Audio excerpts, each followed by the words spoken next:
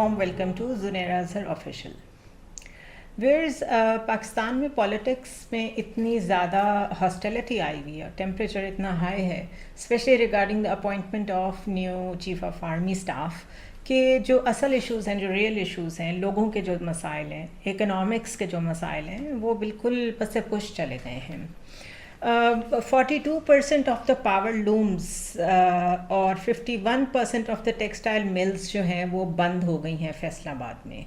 इससे आप अंदाज़ा कर लें कि जो हमारी प्रोडक्शन थी वो कहाँ चली गई है, अगर 51% टेक्सटाइल मिल्स ही बंद हो गई हैं फैसलाबाद में. रेमिटेंसेस जो हैं रिकॉर्ड लो पे हैं और हमारी ग्रोथ 2% पे गई हुई है.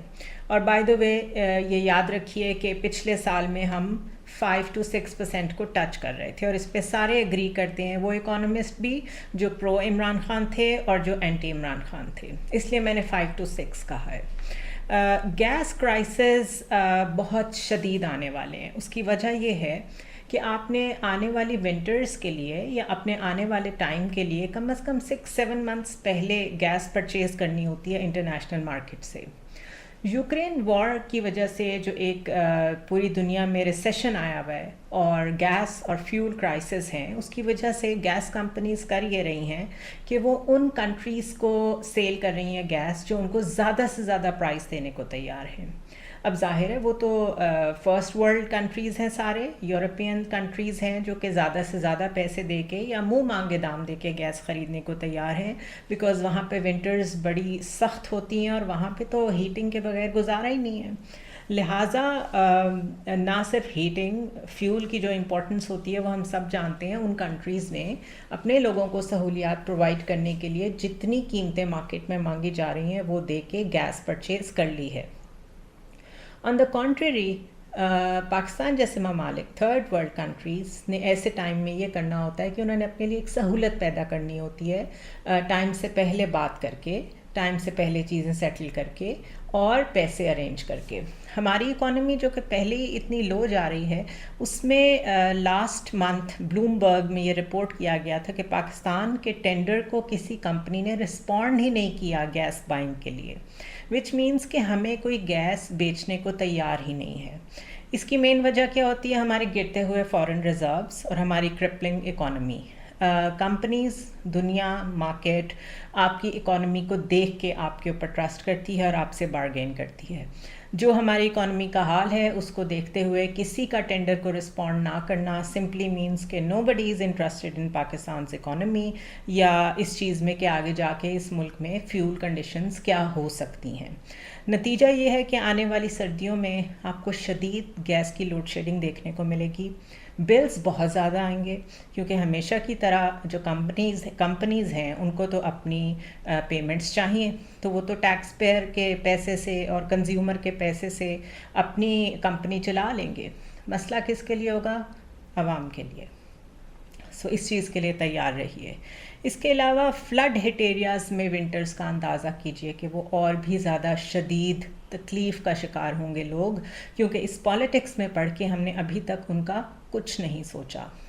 COP27 जो कि क्लाइमेट कॉन्फ्रेंस थी इजिप्ट में शर्म अल शेख में, जिसमें प्राइम मिनिस्टर शहबाज शरीफ गए हुए थे, वो पाकिस्तान के लिए एक बड़ी गोल्डन अपॉर्चुनिटी थी, बिकॉज़ पूरी दुनिया में इस वक्त एक सेंटिमेंट पाया जाता है पाकिस्तान में रीसेंट फ्लड्स की वजह से कि लोगों को हेल्प करें. पाकिस्तान में बहुत बड़ा क्लाइमेट डिज़ास्टर है और दुनिया हेल्प करना चाहती है, और ये वो टाइम है जिस टाइम पे पाकिस्तान की गवर्नमेंट को बहुत अच्छी अपॉर्चुनिटीज़ और बार्गेन्स अपने लिए क्रिएट करनी चाहिए थी. मिसाल के तौर पे आप अपनी पेमेंट्स डेफर करा सकते हैं, IMF से जो आप लोन्स ले रहे हैं उसकी कुछ शरह में कमी करा सकते हैं. और ये तो मैं एक लेमैन होने के नाते ऑप्शंस की बात कर रही हूँ. जो प्रॉपर पॉलिसी मेकर्स और गवर्नमेंट ऑफिशियल्स होंगे वो डेफिनेटली जानते होंगे कि when the whole world is ready to support you तो हमने उनसे क्या मांगना है. लेकिन अभी तक हमें इस बारे में कोई ब्रीफिंग नहीं मिली. क्या हुआ वहाँ पे, सिवाय इसके कि मोहम्मद बिन सलमान से शहबाज शरीफ की मुलाकात हुई और उन्होंने पाकिस्तान आना था, वो भी कैंसिल हो गया है. वो एक अलहदा क्वेश्चन है कि स्टेट विज़िट्स इतनी जल्दी इस तरीके से इन द लास्ट मोमेंट में कैंसिल हों तो वो कोई बहुत ख़ास वजह ही होती है. ہم نے COP27 کا اس کلائمیٹ کانفرنس کا کیا فائدہ اٹھایا ہے ہمیں ابھی یہ بھی نہیں معلوم. صرف یہ لسٹ آف کرائسس نظر آ رہی ہے جس کا ڈار صاحب ابھی تک کوئی جواب نہیں دے سک رہے ہیں. ان کا کہنا یہ تھا کہ ان کے آتے ہی ڈالر نیچے آنا شروع ہو گیا ہے، لیکن ان کے آنے کے بعد کی جو صورتحال ہے اس پہ ابھی تک ہمیں کچھ نہیں معلوم کیا ہونے جا رہا ہے. ان معاملات کے ہوتے ہوئے ہمارا سارا فوکس 29 نومبر کی اپوائنٹمنٹ پہ ہونا means something is grossly wrong with our country. Power struggle America میں بھی چلتی ہے، پینٹاگون بھی ایکسرسائز کرتا ہے اپنی power on the American president کسی حد تک، لیکن not at the cost of the people. Human security کو نشانہ نہیں بنایا جاتا، نیشنل سیکیورٹی کو نشانہ نہیں بنایا جاتا. لوگوں کی right to move, right to talk, right freedom of expression, right to say whatever they want to say. Print media, electronic media میں جرنلسٹ کی جو حالت ہے یہ سب کچھ نہیں ہوتا، اور نہ اکانومی اتنے برے حالات میں ہوتی ہے. پاور اسٹرگل اپنی جگہ چلتی ہے، لوگوں کے مسئلے اپنی جگہ حل ہوتے ہیں، لیکن ہماری پاور اسٹرگل انٹرنیشنل میڈیا میں کیسے ڈسکس ہو رہی ہے یہ میں آج آپ کے سامنے رکھنا چاہتی ہوں. اسٹارٹ کرتے ہیں. دا وائر میں ایک انٹرویو کیا ہے کرن تھاپر نے جنرل آصف درانی کا، جو کہ DGISI بھی رہ چکے ہیں اور DGMI بھی رہ چکے ہیں، پاکستان کے ایمبیسڈر بھی رہ چکے ہیں to Saudi Arabia and Germany. اور ان کی ایک اسپائی کرانیکلز نام کی کتاب بھی ہے جو بڑی کنٹروورشل ہوئی تھی. بہرحال کرن نے ان سے بڑے ہارڈ ہٹنگ کویسچنس کیے ہیں آل اباؤٹ پاکستان آرمی. اور یہ آپ جب سنیں گے خود بھی آپ کے انٹرویو سن سکتے ہیں. میں آپ کے سامنے صرف کویسچنز رکھوں گی بیکاز دا پوائنٹ از کہ آپ کا نیبر جو آپ کا آرچ رائول ہے، جس کو آپ اپنا سب سے بڑا دشمن سمجھتے ہیں، تھریٹ سمجھتے ہیں، ان کے سامنے بھی آپ نے اپنے مسائل اس حد تک کھول کے رکھ دیے ہیں. ایک بڑی لانگ ٹرم ہسٹری کے کانٹیکسٹ میں یہ بات کر رہی ہوں کہ آج وہ بھی یہ ڈسکس کر رہے ہیں کہ آنے والا آرمی چیف کون ہوگا اور پاکستان آرمی کے کیا مسائل ہیں when it comes to the political engineering. Karan نے پوچھا کہ is Imran Khan the greatest challenge that the Pakistan Army has faced since Zulfikar Ali Bhutto in 1960s and 70s. کہ کیا اس وقت عمران خان پاکستان آرمی کے لیے اتنا بڑا چیلنج ہے جتنا بڑا چیلنج ذوالفقار علی بھٹو تھے 60s میں اور 70s میں. انہوں نے یہ بھی پوچھا کہ اپیرنٹلی عمران خان تو صرف الیکشنز کی بات کر رہے ہیں، وہ کہہ رہے ہیں آپ الیکشنز کرا دیں، لیٹ دا پیپل ڈیسائیڈ کہ وہ کیا چاہتے ہیں، کس کو لانا چاہتے ہیں لیڈرشپ رول میں. تو کیا اس کے راستے میں رکاوٹ پولیٹیکل انجینئرنگ ہے پاکستان آرمی کی جو وہ ہمیشہ سے کرتے آئے ہیں؟ نواز شریف بھی اسی کا ایک پروڈکٹ تھے، بھٹو صاحب بھی اسی کا ایک پروڈکٹ تھے، اور وہ کہہ رہے ہیں کہ 4 years ago آرمی بڑی خوش تھی عمران خان سے، تو عمران خان بھی اسی کا پروڈکٹ تھے. تو ایک دم سے یہ کیا ہوا کہ جو چوزن ون تھا، جو فیوریٹ تھا ہمیشہ کی طرح، اس سے لڑائی ہو گئی، انہوں نے آپ کو نیوٹرلز کہنا شروع کر دیا. So how and where did this relation ship go wrong? یہ کویسچن ایک بھارتی صحافی کر رہا ہے ہمارے فارمر DGISI سے. اگلا سوال جو ہے وہ جواب میں سے نکلتا ہے جو جنرل آصف درانی نے دیا، اور ان کا جواب یہ تھا کہ people are sick and tired now of the musical chair, جو کہ ریپیٹڈ اٹیمپٹس ہیں from the army to find the favourite, install the favourite, remove the favourite. یہ ایک چین ہے جو چلتی جا رہی ہے، اور لوگ اب اس سے تنگ آ کے نکل آئے ہیں باہر because they want this to end. اب جب آپ یہ بات کرتے ہیں کہ لوگ باہر نکل آئے ہیں تو پھر کرن نے ڈائریکٹلی جمپ کیا آن دا کویسچن کہ پھر what about people's romance with the army. اور انہوں نے جو ورڈز یوز کیے ہیں تھاپر نے، وہ کہہ رہے ہیں disillusionment with the army after 1971 جیسی صورتحال، جب ایک بڑا رومانس تھا اس سے پہلے پاکستان آرمی کے ساتھ اس کے لوگوں کا، اور پھر ایک دم سے ہم نے ایک فرسٹریشن دیکھی، ایک ڈسلوژنمنٹ دیکھی. تو کیا یہ وہی سچویشن دوبارہ سے پیدا ہوئی ہے؟ This is very embarrassing. Next question ان کا تھا کہ اکتوبر میں DGISI نے ایک انپریسیڈنٹڈ پریسر کی ہے. asking for favors and making General Bajwa Army Chief for lifetime, یہ عمران خان نے کہا ہے. یہ مینشن کیا DGISI نے اس پریسر میں.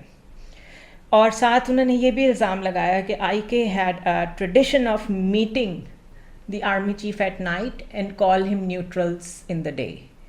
یعنی ہماری روزمرہ کی سیاست کس طریقے سے انڈین میڈیا پہ ڈسکس ہو رہی ہے, اور ہمارے ایک فارمر آرمی کے افسر کو اس کا جواب دینا پڑ رہا ہے. آئی فیل ایکولی سوری فار ہم بائی دا وے.